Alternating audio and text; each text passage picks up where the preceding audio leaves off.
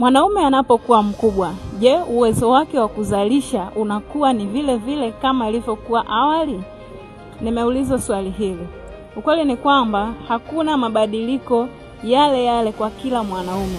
Mabadiliko yanaweza kutofautiana kutokana na baadhi ya sperm parameters, lakini sio sahihi kusema kwamba kuna umri fulani kwamba ndio sahihi mwanaume kuwa na uwezo wa kuzalisha au uwezo wa kutungisha mimba. Ni vizuri sana kuweza kufanya vipimo, kwa sababu afya ya mwili kwa ujumla inaweza ikasaidia sana kuweza kutatua changamoto hii kabisa.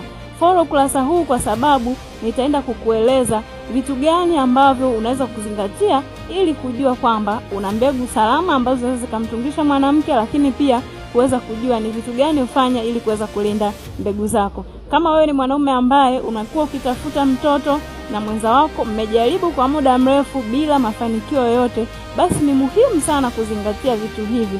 Lakini unaweza ukashare hii video na mwanaume mmoja ambaye anahangaika kutafuta mtoto.